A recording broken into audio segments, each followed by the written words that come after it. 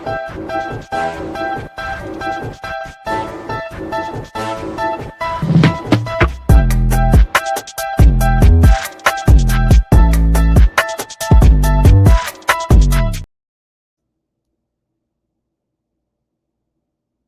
everybody, welcome to NLL Lacrosse Talk. I'm Gary Groob.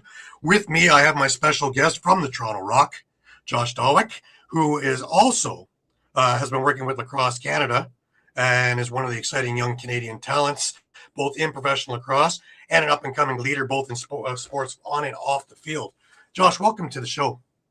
Thanks, Gary. Thank you for having me. It's my pleasure.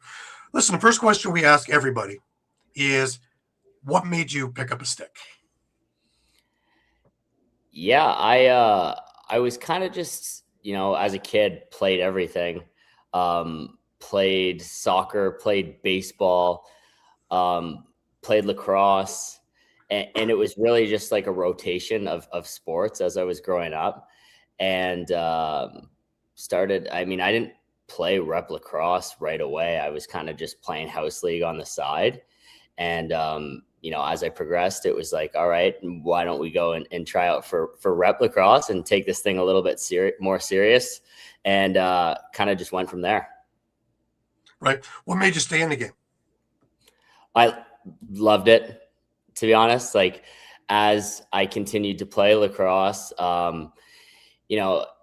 you meet all these great people, you develop awesome friendships, and the guys I played with growing up was a super cool group. A lot of guys that are still playing these days. So just the people you meet, the memories you make, and the bonds you form, obviously set that foundation. And then the sport itself, obviously, I've come to fall in love with over my years playing. Right. Who would you say would be an early role model as you were getting involved and really, kind of helped you get moving in the direction? Yeah, that's a good question. I mean, growing up around the Rock, obviously I was pretty fortunate to be surrounded by some awesome lacrosse players, have these role models from a very young age, and learn from, legends of the game. So guys like Colin Doyle, Garrett Billings, Blaine Manning, just to name a few, are some guys I obviously grew up watching and idolizing with the Rock, and was lucky enough to learn from a lot of those guys as well. So, you could kind of pick and choose probably anyone from those Rock teams, anywhere from 2011 to 2018. And I would kind of start to name some of those guys. Right. Now, you had a lot of success in the early days as well. And I truly believe that, you have to learn to win to become a winner. And with Team Ontario, you guys were 4-time champs. Let's talk about the program itself and, coaches, teammates, and things like that. Yeah, that was always, an experience that we always looked forward to. When you were the major year for box lacrosse, you kind of had a good shot at making the team. And like I talked about, I grew up with some really good players, not only in Oakville, but in the province of Ontario as a whole. When you look at our Team Ontario teams growing up for the 2000 age group, probably 80% of the guys are playing in the NLL nowadays. So it's a pretty cool list. Guys, I formed relationships with, continue to have relationships with, and, being able to compete against the best of the best across the country at the end of the hard summer, playing for Oakville throughout the summer, and then you get to go and play for Team Ontario a few times, was always a really exciting experience. And being able to play with some pretty cool players, you can kind of take some things from their game and bring it back to yours. Right. Now, I credit your dad with a lot, and especially bringing minor lacrosse in Oakville, especially back up to life and building track and the rest of that. Now, you were there through all of that and right through from the beginning of the track opening its doors. Let's talk about that, because we're talking about, I remember that in a state-of-the-art thing that nobody had seen. This is still a concept that the rest of the league envies everywhere. Yeah. I mean, for me personally, like, I don't know how many people have reaped the benefits of that building as much as I have. Like, just growing up, being able to go over there and shoot whenever I wanted. And then, you know, as I progressed and got older, work out as well. And just like that full year-round lacrosse facility, like you talked about, you don't really see that. So to be able to, as a kid, you know, kind of grow up there with my brothers, with my friends, and now to progress playing for the Rock and having practices there, exhibition games there, all of that, it is super cool. It's kind of like a second home to me. And yeah, it's very fortunate to be able to be in that facility as much as I am. Right. Now I bring up this thing, and I brought it up to you off air. Is watching you now, you know, it's such a wonderful thing because we all grew up with you and your brothers as little kids, coming up and coming to Rock games and sitting high fiving and things like that. And of course, I had the old picture that I dug out of the archives, and here it is. Yep. Gotta love that from you know, circa 2015. And Yeah. you know, that was a big year too, because it was another year where they went to the finals, and I believe that was as they beat Rochester in the mini game and things like that. And, but yeah, those were fun days, and you know, your whole family being there right across the way, and now we get to watch you on the floor, and it just, you know, again, a lot of us are living vicariously through you because we know you so well, and you're always part of our game day experience. Yeah, I appreciate that, Gary. Those are, I'm glad you pulled up that picture. Like I mentioned to you, very fond memories, obviously growing up, getting to, you know, watch the Rock at the ACC. You and I always getting our high fives in after they scored a big goal. So, super cool to, you know, be in the position I am now playing for the team and kind of looking back on, you know, the whole experience. And that's certainly a part of it. So I'm glad you pulled that picture up. All right, let's move over to Junior A. And you were drafted second overall by the Toronto Beaches. What do you remember the most about, you know, first getting in with the Beaches? Yeah, it was like the first time for me where I really kind of had to step out of my comfort zone almost. You know, growing up playing in Oakville, had kind of the same group of guys throughout my whole minor career. And with Oakville not having a junior A team as a graduated minor, and you know, myself having ambitions to go and play junior A right away, it was an experience where I had to step out of my comfort zone. But you know, it was an easy experience because of the guys I played with. You know, it was a really good locker room. Guys that are a lot of guys that are still playing in the league, you know, today. And you know, someone from out of town that they really took me in under their wing into that group pretty seamlessly. You know, so I look back fondly on my time playing in the Beaches. You know, externally, we were kind of regarded as like underdogs in some sense, but we had some really good teams. We're the 8th seed one year and upset Burlington, who was the 1 seed in the first round of the playoffs. So some cool experiences there, and yeah, some really good players I played with as well. Right. What was it like adjusting from going in from minor lacrosse into Junior A, and the speed and all the other things, and a lot of guys who are ready to make the leap into NLL? Yeah, I mean, that junior age group, you know, the 5 years, you kind of get a big span of, you know, different span of players from the rookies, the 5th-year guys, some guys who are even playing in the league. So definitely a jump in speed and physicality, and certainly an adjustment. So just, you know, trying to take that game by game and continue to progress as a player as I moved through junior. And like I talked about, had some pretty good teammates that helped me along the way. Right. What do you think was the biggest lesson you took from that level?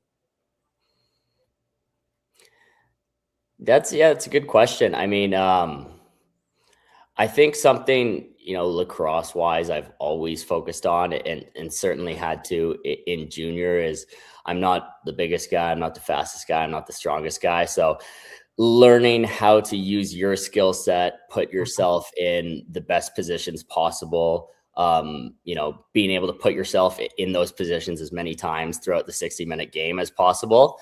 And, you know, at the same time, trying to work on all those things that might be some weaknesses of your game. Obviously, during the games, you want to optimize what you're good at, but, you know, practicing off the floor, trying to, add little things to your game each and every day, each and every week to become a full all around player. So I think that was just, part of my maturation of myself as a lacrosse player, and recognizing what I'm good at, maybe what I'm not good at, and what, I need to continue to work on. So those are some aspects I would point out. Right. Now, you spent 3 years with the Beaches and they traded you to Whitby. And let's talk about that, because one story program to another story program. Yeah. When I got traded to Whitby, it was exciting for me because, speaking about the Team Ontario teams that I talked about growing up with, a lot of those guys were on that Whitby team as well. I grew up pretty close with Dice, and I got to know Sean Williams as well through that relationship. So getting an opportunity to play for Willie, play with Dice, guys like Graydon Hogg, Sean Wesley, Adam Patra, some good players that I was familiar with, Dauber as well in the net. So it was a talented team, and guys I was familiar with prior. So definitely a cool experience to be able to step into that locker room and compete with them. Right. Now, we go through all that, and now, of course, then the world stops and COVID happens. How did you keep yourself active during COVID to keep yourself sharp? Yeah, I mean, stuff like the track that, I had access to, and some other guys might not have, was certainly a benefit to me. And just, just trying to take advantage of that, use that as a time, to work out. Obviously, like I talked about, not the biggest, fastest, strongest guy naturally. So, having some time away where you can kind of do things like spend some time in the gym and work out, I think I tried to take advantage of. So really just trying to do what you can each and every day, in some weird circumstances. But I'm a believer that the adversity, you come through that better. So I think everyone kind of took what they could during the pandemic. And, I just tried to use that mindset to come out better on the other side. Right. Now, you use the word adversity, and it brings me up to my next topic. Is we get out of COVID, and the OGLL is the first one to come out with the mini tournament, and you played in that and wound up with a big time knee injury, and really the first real injury. And I always say that character is what builds champions, and you got to have it, through injuries and coming back. And what's your gumption to get back? Let's talk about you get the injury.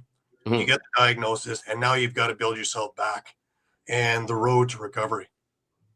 Yeah, I was lucky that, we say lucky. I was lucky that, coming off that injury, I was going back to school for my senior year. So I worked with a really extensive training staff throughout my, entire senior year at Denver. Owe a lot of credit to them. I also think something, I tried to do was not rush back. I knew it was gonna, take me out of my entire senior year at school. So kind of just go with the flow every day, try to get a little bit better each and every day. And I think not putting pressure on myself, timeline wise for return was super beneficial to me. I kind of progressed through that year at my own pace naturally. And, eventually was able to come back that summer, playing senior in Ontario. So, that process was different for me. Like I said, I've never really been big time hurt like that before. So it was different.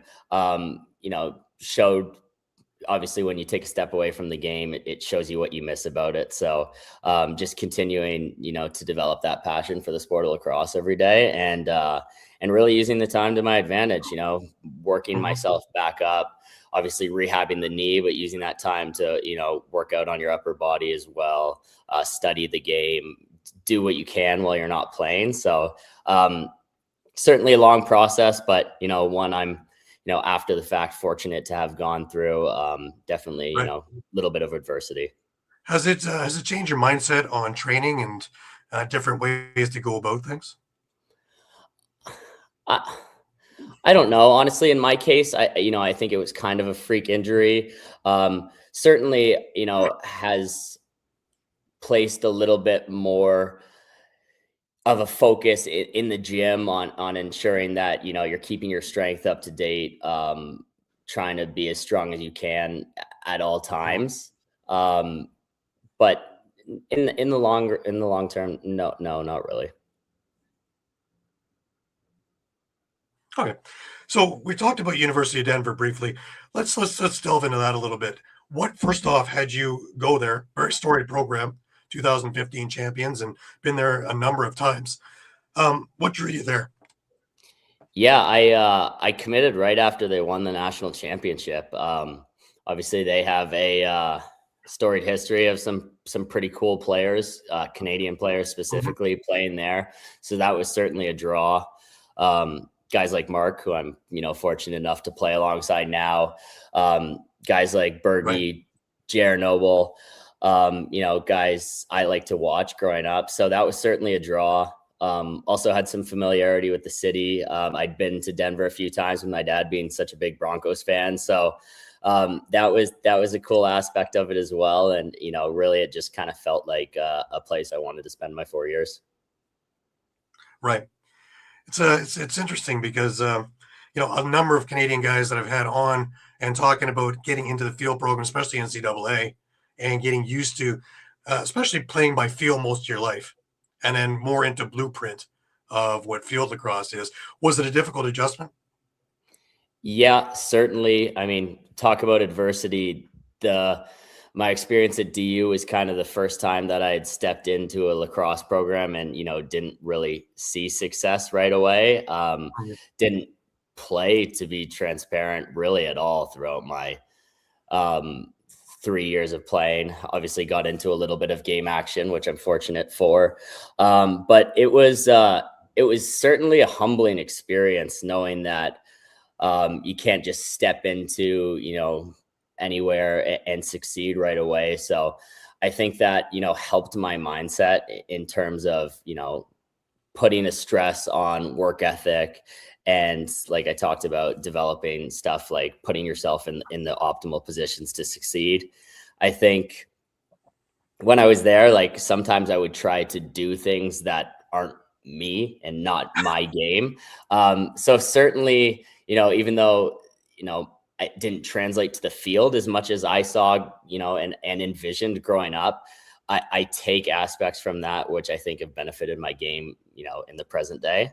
So overall, I really did enjoy my time there, made some, great relationships. Being able to be a Denver Lacrosse alumni is something I'm proud of. Yeah. And yeah, it was a good experience. Right. I find it funny because I talked to a lot of the guys who were in part of the Miracle in Manchester and whatever, and back then it was we played box on a field, simple.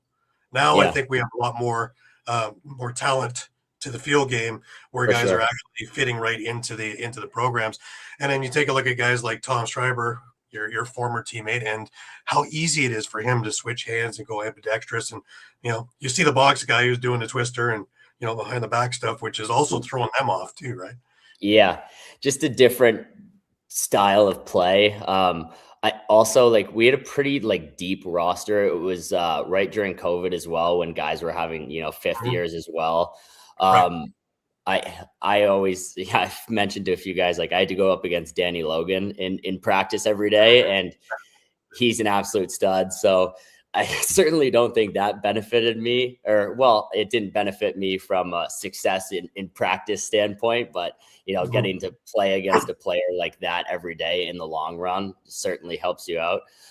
So just we were pretty talented and pretty deep, and you know, getting to be teammates with some of those guys and seeing how they conduct themselves is something that I've picked up on.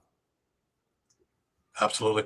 Now we go into the draft for the NLL, and I was lucky enough to be there. I seem to always be lucky enough to be there, so it's great. But watching you get drafted in the second round, 28th overall, talk about the feeling, and it's coming to Toronto. Yeah, super cool.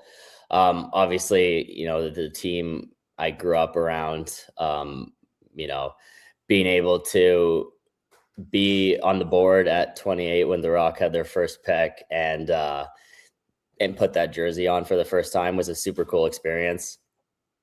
Something I, don't take for granted, and something I'm super grateful for. Right. It was a great day because another friend of mine go just after you was Deacon Nod, and I've known him from the Peterborough days for a long time too. So watching him grow up and become the goalie he is, and watching you grow up and see the forward that you've become, that's a great draft in my eyes. Yeah, thank you. Now, let's talk about your first training camp. And my favorite question is always, was it what you envisioned? Now, with you, it's a different take because you were around it all your life and really Yeah. knew what was coming. But just being in the middle of it, was it what you expected? Yeah, I would say it is. That's certainly a jump in terms of obviously the physicality, the speed. As a guy coming off, a major injury that, hadn't played a whole lot in the years leading up to that. It was certainly a jump. But, I give credit to my teammates, being a rookie, they really took me in and made the adjustment as easy for me, as it could have been. So that support from my teammates, from the coaching staff, from everyone, I think, really benefited me. But I would say it was what I expected. Like you said, obviously growing up around the team, even when it comes to exhibition games and all that, kind of knowing what the Right. structure was going to look like. I Mhm. think certainly served to benefit me because there wasn't any surprises from a logistical standpoint. But obviously that adjustment to the next level of lacrosse is certainly a big jump. And credit to my teammates, coaching staff for helping me through that adjustment. Right. Let's dig a little deeper into that. To role models, like we talked about role models when you were first getting in the game. Now, role models on the team that were helping you adjust to life in the NLL. Yeah, honestly, like all the guys on my team, I hate to give that cliche answer, but I, give credit to everyone. I think, Challen as that leader, I think certainly, helped me through that transition. Guy that, I now play alongside on the right side. Mhm. But really everyone, all the leadership that we had on our team, continue to have on our team. I think, they all did a really good job of kind of just allowing me to be myself, and encouraging me to do that. So I really think that, all my teammates from, a few years ago and currently have a big part in that. Right. One guy stands out in my mind, though, and he was a teammate when you started. He moved up, and now he's one of your coaches, of course, is Dan Dawson. And talk about the bond you have with him, and to be able to elevate your game through what he's seen and what he's done. Yeah, Doss has been a massive part of my development. Super cool experience. Like we always laugh about it. I grew up going to Doss's camps in Oakville growing up as like 6-year-old kid, looking up to someone like that. And then to be able to play alongside him in my first year. And then he moved into his role in player development. I think, I owe a lot to him. He took me under his wing in that second year when he was kind of under that new role. Really like encouraged me all the time. Hey, let's go work out. Let's go shoot. When you have the opportunity to learn from someone like that, who's done so much throughout his career, who's won at the highest level is a big deal for sure. So, I'm very fortunate that I've been able to learn under Doss. And then obviously this year with him taking the jump, being the bench as our offensive coach, that just continuing to develop that relationship. But yeah, he's certainly been a big part of my development, and I'm really fortunate to have a guy like that who's had the career that he is, and is the person that he is, be in my corner. Right. Another one that comes to mind actually is, and it's on the other side, but really, I think that you gained a lot from him just by watching the way you analyze the game and the way you take your shots. Is Corey Small, because it's more than Yeah, just a shot. It's knowing where to be. It's your footwork. It's how to not being the biggest guy out there, but being able to use it to your ability and use your cunningness to get into the spots. yeah, I agree with that as well. Corey's one of my favorite teammates I've ever had. Super nice guy, and probably in recent memory the best shooter of the lacrosse ball that I've kind of been around. Definitely some similarities in our game, as you mentioned. So being able to play alongside Corey, opposite him on the floor, was very beneficial for myself as well. Watching him and him being able to put himself in those, like I was talking about, positions to succeed, and utilize that awesome shot that he has is things that I've tried to add to my game. So I'm glad you brought him up, and certainly, another teammate that I've been very lucky to play alongside. Right. Now, both those guys aren't in the lineup now, but the person that I think you have the most chemistry with is Chris Bushi. You guys are always looking at where each other is on the floor. I know that watching you in particular, you always have one eye on what he's doing, whether it's behind the net, whether it's in the dirty area, whatever. And you guys seem to mesh perfectly with your passes and things like that, and really create a lot of havoc in front of the net. Yeah. Bush is a guy that, even regardless of what he's doing on the stat sheet, does things to benefit the team. A guy that is fully capable of going out there and scoring 5 goals a night. But even if he doesn't, he's benefiting us with, banging bodies inside, doing stuff for a player like me, getting myself open, hard loose balls. He's a hard guy to play against. So, being able to play alongside him is certainly, beneficial for myself. Last year with, Tom being out for a lot of the season, Bush and I got a lot of reps up there, and, we're able to build up some chemistry. So he's a guy that, works really hard for me to get my looks. And I'm certainly lucky to have a player like that in the lineup alongside myself. Right. Well, last year I was a stranger because of injuries, and you really had an opportunity because you moved your way from being a practice squad guy, getting in a few games here and there. Still, every time you got in, you got on the score sheet one way or another. But really, over the last couple of years, you found your way to really find your niche in that lineup and with everybody. Last year was a fantastic year for you, though the team wasn't doing as great. And again, we're talking about adversity, right? You have to lose just like you have to learn to win in order to build character, and that helps everybody get to the next level. Talk about last year specifically, and I want to actually go a little bit before the season, and that would be the Worlds. And you joined Team Austria. And I think that was really where your wings spread for the first time.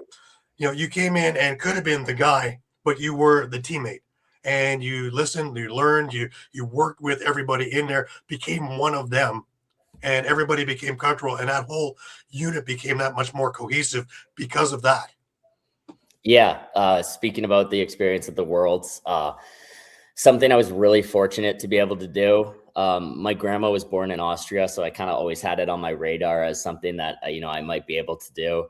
And they really pride themselves on developing their program in-house, which is great. They want to, see that talent that they build in Austria, take those steps to be able to play on those teams. So for them to be able to accept me on the team was a big deal. And, I give them credit for that.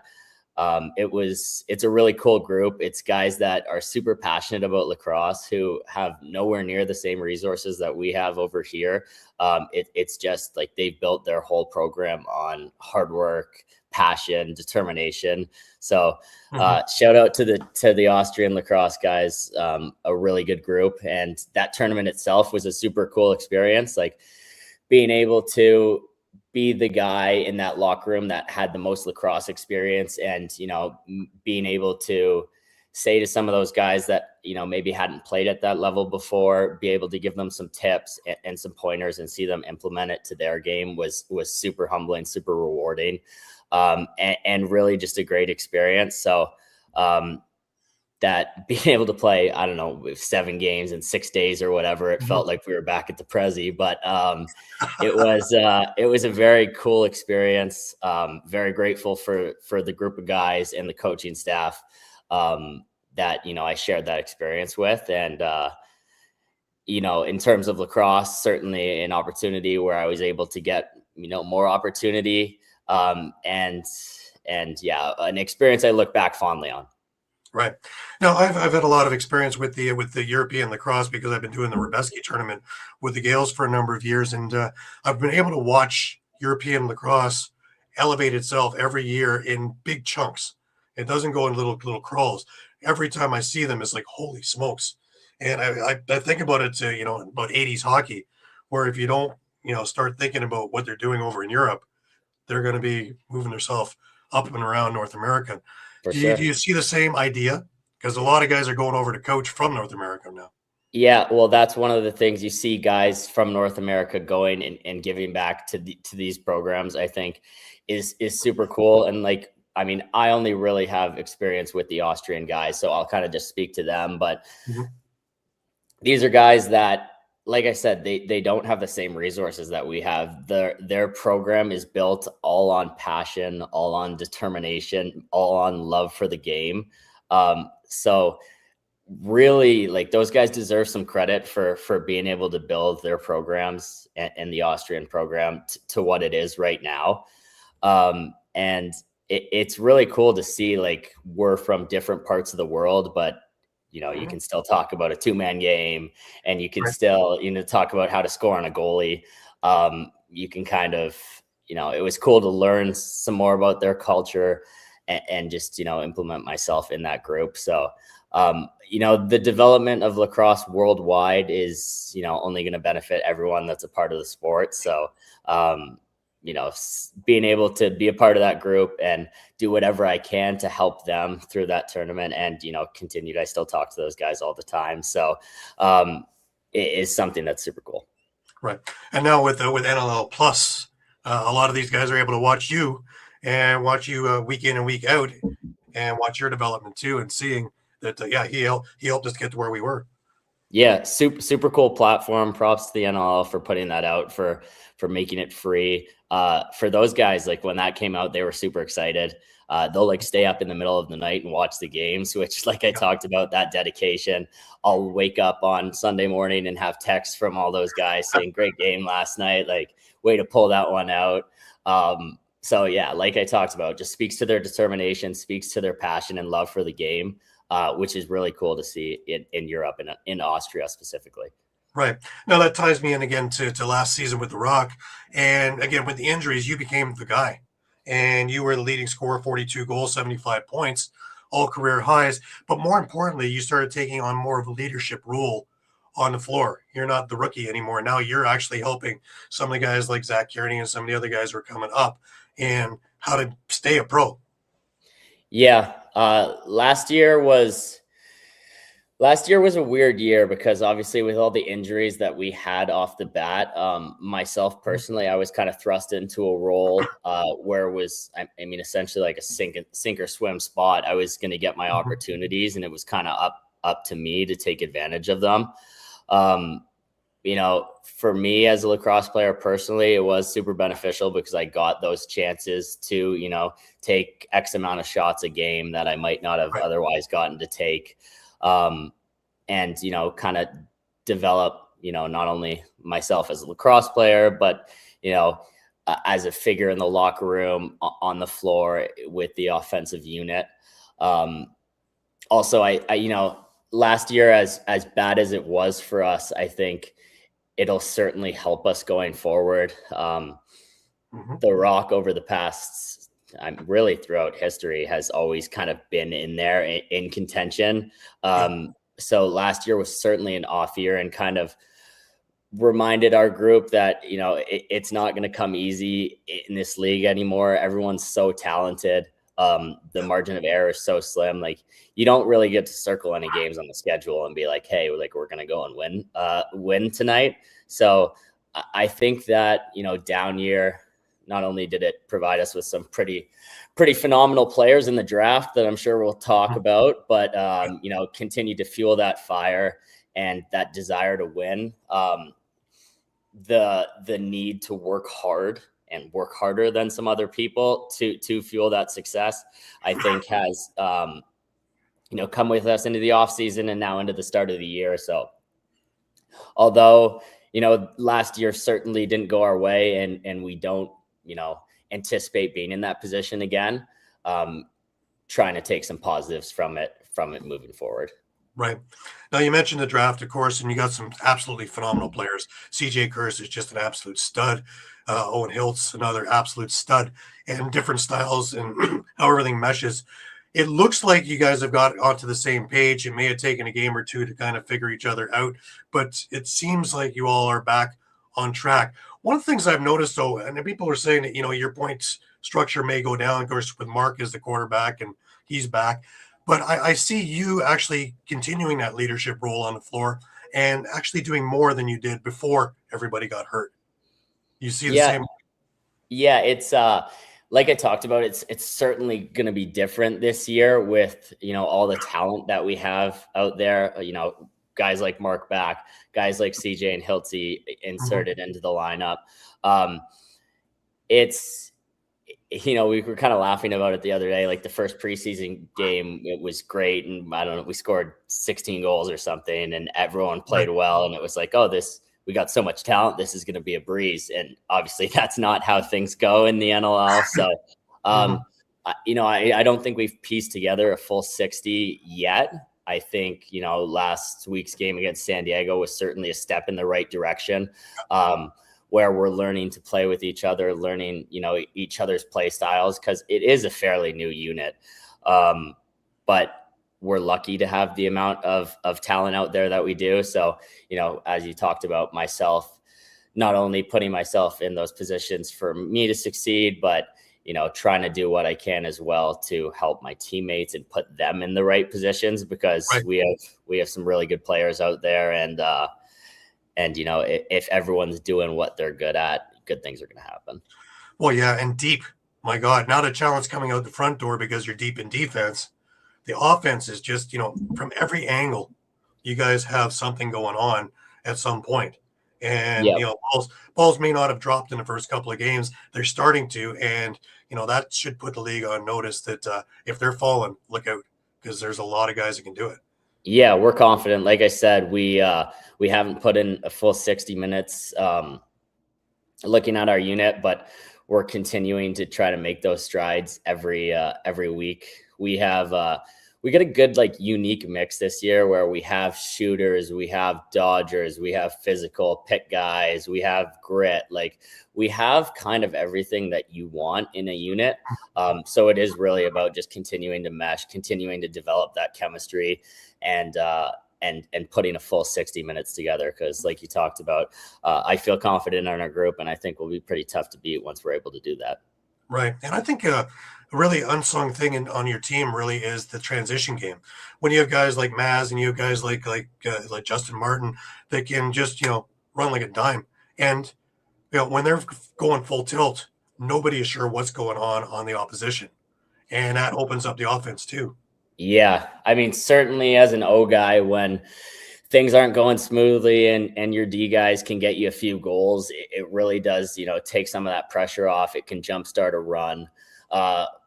Everyone on our back end can run in transition and put the ball in the net. Like Sam English is ridiculous when it comes to that as well. So we do have those transition threats, and really grateful as an offensive player when guys from the back end are able to chip in, because, it allows you to not take a foot off the gas, but when things aren't going smoothly, you can, know that there's guys back there that can kind of bail you out of that groove. So yeah, certainly another positive when it comes to our team. Right. Now, I want to go back a little bit. We talked about the Prezi just briefly, and I want to talk about that 2023 President's Cup over at track and the team that you guys had and all the fun. But to me, excuse me, the toughest competition, I think, is the Prezi, because you're doing something like 7 games in 5 days and then playoffs, and it's just it's wild. If you're making it to the end, you need depth, because man, you are done by the end of this thing. The Prezi's a grind. We were pretty fortunate that tournament was at the track. So for us, we were able to, go in the ice bath, go in the hot tub, have access to those resources. I can't even for me, living in Oakville, being close to home, I Mhm. can't even really imagine what that tournament looks like, just being in regular locker rooms, staying in hotel rooms for a week. It's certainly a grind. So, yeah, I think it was 7 games in 5 days or something crazy like Yeah, that. yeah, But yeah, certainly a cool experience that I look back fondly on. right. Now you go back into MSL with the Oakville Rock, and last year you wore the C. Let's talk about that. And we already knew you had the leadership abilities. Now they had the faith to put the C on you, and here you go. Here's your team, and it's in a rebuild as well. So you have a lot of young guys there. Yeah, a little bit of a younger team. It's a role I've always been comfortable, doing. Growing up playing minor lacrosse, that was always, something that came naturally to me. Being able to be a leader, whether that be vocal, whether that be on the floor, whatnot. And then, yeah, through the next, I don't know, X amount of years of my career, wasn't really relied upon as that much of a leader per se. So to be put back in that role this summer was super. I was an experience I was super grateful for. Something that just like playing lacrosse is a skill, being a leader is a skill, and you got to work at that to you know continue to get better at. So to have that experience this summer was something that was super cool. And with a younger group, we were kind of all on the same page when it comes to stuff like that. So grateful to be put in that position. Right. It's funny because I love summer ball. I actually love the format of it more than NLL. Um, why can't we get butts in the seats?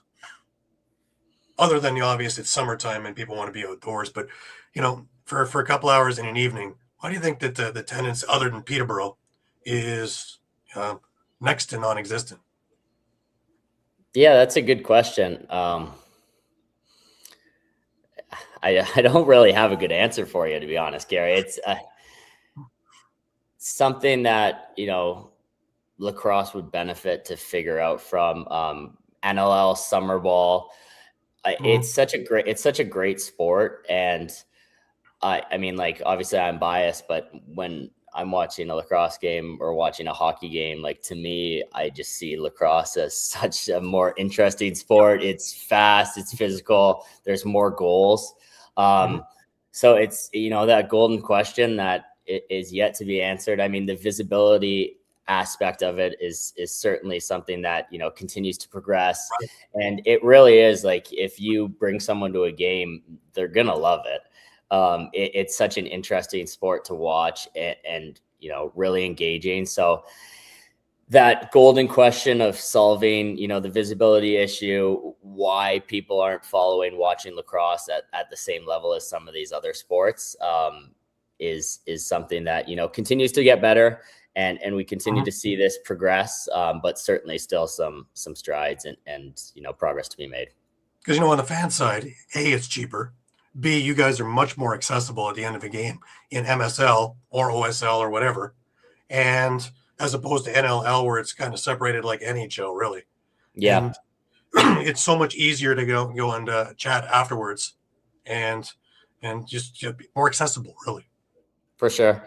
And yeah, I mean, it's kind of like I talked about that golden question. Like, if you get someone out, obviously they're going to come back because the product's there and whatnot. But something that will hopefully continue to get better as the game progresses, as the game moves towards like landmark events like the Olympics in 2028 and whatnot. Right. I want to go a little bit off field stuff with you because you did a little work with Lacrosse Canada. Um, and let's talk about that, being involved in sponsorship and what you went to school for, and sports Yep. management and all that. Let's talk about your role with them and what was entailed. Yeah, I was in the partnerships department at Lacrosse Canada. Um, Smaller team, so I was able to kind of take on roles, marketing roles, kind of be able to bridge whatever gaps you deem necessary. So Mhm. it's an exciting time for the sport, obviously leading up to the Olympics in 2028, and an experience I was grateful to have. Right. Are we spending enough time on grassroots? And I ask you as an expert, since you've been in all of these things, whether it's been grassroots, whether it's been in club, whether it's been in junior A. I had Mark Millen on, and he was adamant that we spend a lot of time and a lot of money, both U.S. and Canada, on guys who want to become pro. But the guys who just love the game and really don't have any interest in becoming pro, but just do it because they love the game, kids and all the rest of it, we don't have the efforts and we don't have the money to put into the house leagues and things like that. Are we missing the boat, you think? I think grassroots is certainly an important aspect of growing the game. Whether that be getting into the schools. I think the NLLs with their Unbox program has recognized that as an issue and trying to solve it. Kind of like what I talked about with regards to the visibility of people watching the game. Same thing with playing the game. Like it's if you put a lacrosse stick in someone's hands, I'm sure they're going to have a good time. So I do think it's an important part of growing the game. I think it's all tied in. Like if you want to watch lacrosse on TV, you're going to want your kids to play the sport as well. You're going to want it to be in the school. So it's an all encompassing thing. And, I think with the Olympics on the horizon and that, international stage that the sport's going to be showcased on, I think is a really important opportunity that everyone involved has to be ready for, because people are going to come back and say, hey, I watched this sport on TV where, Team Canada is going to win gold or silver in men's and women's. You can kind of say that candidly. That's going to be what the case will be. So there's going to be a lot of visibility and, grassroots and taking advantage of that interest and actually translating that into signups and whatnot is super important. Yeah. I've always been on my soapbox about linear TV because we've tried all kinds of social programs and, tried it on different platforms, whether it be on Twitter, whether it be on an app, whether it be on this or on that. And really, I still think that because I've tried it, putting a game and Chromecast it in a bar and watching faces slowly turn and everybody's watching the game because it's addictive. I don't know anybody who's watched it and doesn't like it. I've never taken anybody to a game and they wanted their time back. Yeah, for sure. And, I've watched it with a tablet in front of me at a bar, sitting at the bar. And before you know it, there's all kinds of people around me looking over my shoulder at this thing. Yeah. So are we missing the boat with not having an all-star game, do you think, in the NLL? That's a good question.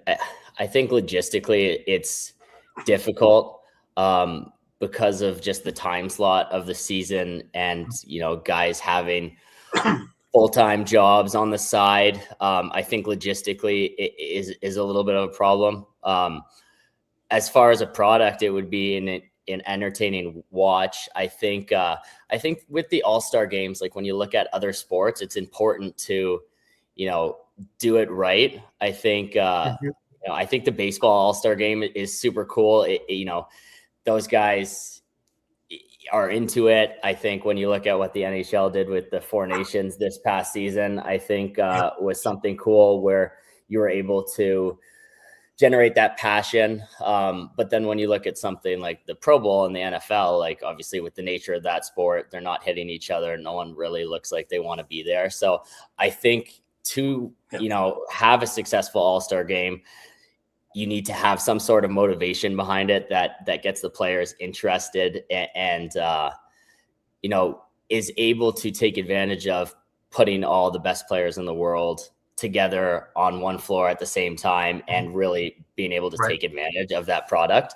So it's certainly an interesting question and certainly would be something that would be a cool aspect going forward. Just how you make that work from the motivation standpoint and the logistics. Let me give you a scenario because I'm sorry Frank isn't here. He had come up with this idea way back, and it had to do with really the way the NHL did it many, many years ago. And it's the champion of this year hosts next year's All-Star game. So they have 6 or 7 months to market it. Now, they are the team on one side, and the NLL All-Stars are the other one. So now there's something in the game. Let's say it's Buffalo, right? Buffalo doesn't want to lose to the All-Stars, and the All-Stars certainly don't want to lose to Buffalo. So all of a sudden, there's more skin in the game. Yeah. And fans win. And then you can also have your skills competition, because who doesn't want to watch, some of the greatest players in the world doing some of the greatest, feats with stick tricks and anything else, as well as speed and all the other things that come along with it. For sure. I think, yeah, similar to like what the MLB used to do with whoever won the All-Star game was the higher seed in the World Series. And if it went to Game 7, obviously would host that. So aspects like that where the motivation is, is there naturally, I think is super important. I think skills competitions would be cool. I mean, watching just like a penalty shootout of the best players in the world, the best goalies in the world, having some sort of bracket in that sense, and seeing who comes out on top of that, I think is a cool idea. So yeah, it's, I mean, way more ways in which you can put an exciting product on the field for the fans and get more eyes on the sport, I think is super important. So yeah, some cool ideas you raise. Right. Just a little bit of State of the Union questions before we wrap her up. From your perspective, what do you think the current state of lacrosse in Canada is right now? That's a great question. I think that, lacrosse having the storied history that it does, being Canada's national summer sport, the product, like I talked about, is so great. Like when you turn on a game, when you go to a game, you leave, thinking that was a great usage of my time. I think that, it's important for everyone leading up to the Olympics. I think the Olympics is a very big moment because you're going to get people watching lacrosse that don't watch lacrosse. Yeah. So being able to take advantage of that and translate that into elevated success for the sport over the next 4 years, hopefully leading up to the 2032 Olympics, and then continued growth and success, I think is super important. So I think, as well, the NLL's done a good job at trying to, get more eyes on the sport, market it properly, all that aspect. So, hopeful for the future of the sport. As, someone that's involved, would love to see it take the next, leap and become mainstream, among some of these other sports, because the product is so good, and it's really just about getting people's eyes on it, and they'll be hooked. Right. Are we healthier than we were 5 or 10 years ago? Yeah. Yeah, I would say we are. Okay. To get young Canadian players to succeed long term, is there anything that we should change, or do we need to just keep going the way we're going? No, I think we need to keep going the way we're going. I always talk about like the format of sports in Ontario, and I mean, I've grown up in lacrosse, so I'll speak to lacrosse as well. I think is the best in the world. Being able to play for your city throughout the entire summer, go and play road games, and just the format of lacrosse, I think is the best in the world in Ontario. Right. I think that box lacrosse play style, like you talked about, translates to field lacrosse, and you see that growing in the US as well. They're, realizing the importance of box lacrosse. So, yeah. I don't know if you're aware, I was voted onto the board for OSL, so okay, I'm cool. on there too. So a few more different ideas, so, and more media coverage. So from El Capitan Picks, your favorite road arena to play in? Good question. I mean, Buffalo's a fun place to play. I think the league dropped the ball with, us not playing there this year. As someone that's involved in it, it's, in my opinion, the best rivalry in lacrosse. And I mean, on the scale of like sports in general, I think it is an awesome rivalry. Things are going to happen when Toronto plays Buffalo. So, credit to their fans and the energy they have in their building, makes it a cool place to play. Playing in Denver this past year as well was super cool. Going to school there. My girlfriend's from there, so her family, we had a bunch of friends there as well. Was a super cool experience as well. So those are two that I point out. Right. What excites you the most about the next generation of lacrosse players? Yeah, I mean, when you look at the younger guys that are coming up through the game, whether it be junior, NCAA, and then into the NLL, like everyone is so skilled. I think as the sports continue to progress, and you know, everyone's athletic, everyone is super skilled. Everyone, the style of play just continues to progress over the years. So I think you saw the same thing happen in the NHL, Hmm. from how the game was 20 years ago to where it is today. Just more people playing. The resources that people have access to in the sport, I think, continues to progress. So as these young players continue to come up through the game and take prominent roles in the NLL in whatnot, I think the game will just continue to benefit. Right. Loose Mess Podcast is giving you a question. The likelihood of an Emerson Clark gash fight. Shall they get the socials going already? Yeah, that's a good question. As not one of those individuals, I don't have the answer to that, but I guess we'll have to see. Absolutely. Is there coaching in your future?